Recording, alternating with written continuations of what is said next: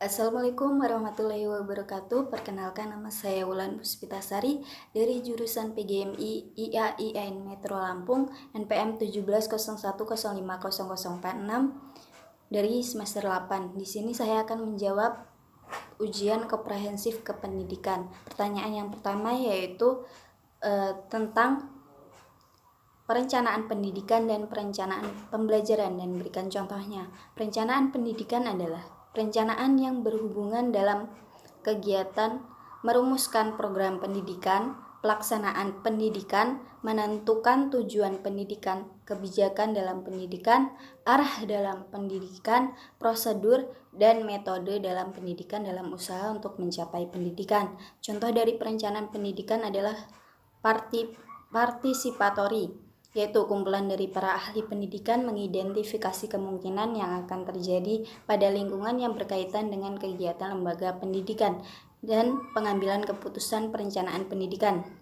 Lalu, perencanaan pembelajaran merupakan penjabaran, pengayaan, dan pengembangan dari kurikulum dalam membuat perencanaan pembelajaran.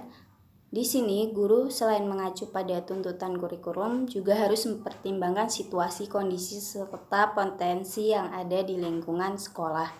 Contoh dari perencanaan pembelajaran itu terdapat pada silabus, prota, promes, dan RPP. Lalu pertanyaan yang kedua tentang strategi dalam pembelajaran luring dan daring, dan berikan contohnya. Luring sendiri yaitu kepanjangan dari luar jaringan atau offline, atau pembelajaran tatap muka. Bagi satuan pendidikan yang menerapkan pembelajaran luring, maka guru dalam proses pembelajaran harus membuat strategi dalam memfasilitasi pembelajaran luring ini dengan menggunakan media, buku, modul, dan bahan ajar dari lingkungan sekitar yang disepakati dengan peserta didik atau orang tua wali. Contoh dari pembelajaran luring yaitu menggunakan televisi atau radio. Sebelum pembelajaran, guru memberikan informasi mengenai jadwal pembelajaran melalui televisi atau radio, serta mensosialisasikan jadwal pembelajaran kepada orang tua dan peserta didik. Sedangkan saat pembelajaran, guru ikut menyaksikan pembelajaran di televisi atau radio dan mencatat pertanyaan atau penugasan yang diberikan di akhir pembelajaran, serta membuat kunci jawaban atas penugasan sesuai dengan waktu yang telah ditentukan. Yang kedua yaitu strategi dalam pembelajaran daring. Daring adalah singkatan dari dalam jaringan atau online, sehingga ini menggunakan teknologi internet.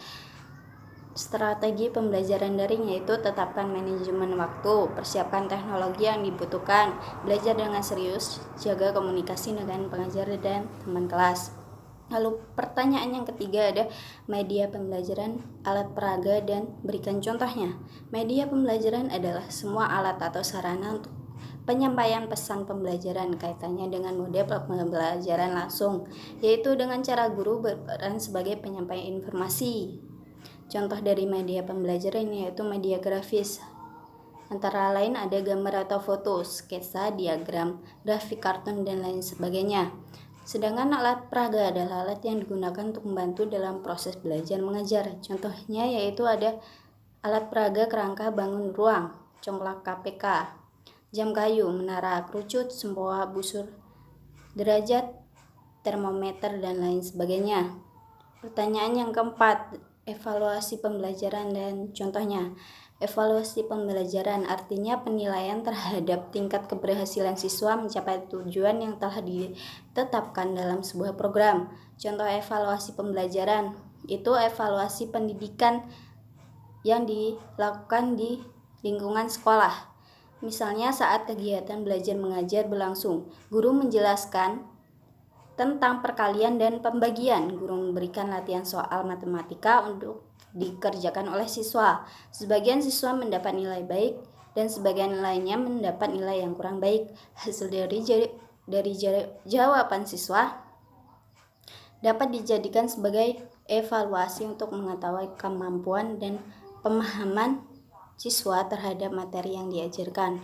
Guru dapat melakukan perbaikan dan menyusun strategi untuk meningkatkan pemahaman dan nilai siswa. Lalu yang kelima, bagaimana cara mengatasi masalah kesulitan belajar siswa? Nah, ini dapat dikelompokkan menjadi dua faktor penyebab. Yang pertama faktor internal dari dalam diri siswa. Antara lain yaitu ada gangguan pada kesehatan, kelainan pada penglihatan dan pendengaran, rendahnya konsentrasi belajar, dan lain sebagainya. Faktor yang kedua faktor eksternal atau dari luar diri siswa, seperti kondisi belajar yang tidak kondusif, beratnya beban belajar, dan lain sebagainya. Cara mengatasi kesulitan belajar, maka upaya yang dapat dilakukan misalnya tempat duduk siswa. Anak yang mengalami kesulitan pendengaran dan penglihatan hendaknya mengambil posisi tempat duduk bagian depan. Lalu ada gangguan kesehatan. Nah, ini bisa kita memberikan bahan belajar dan dibimbing oleh orang tua dan keluarga lainnya yang ada di rumah. Program remedial, siswa yang gagal mencapai tujuan pembelajaran maka dapat ditolong dengan melaksanakan program remedial. Lalu bantuan media dan alat peraga. Ada suasana belajar yang menyenangkan. Motivasi orang tua di rumah itu sangat penting juga untuk mengatasi kesulitan belajar siswa. Lalu yang terakhir, yang keenam, ada macam-macam psikologi pendidikan. Yang pertama ada psikologi perkembangan. Psikologi yang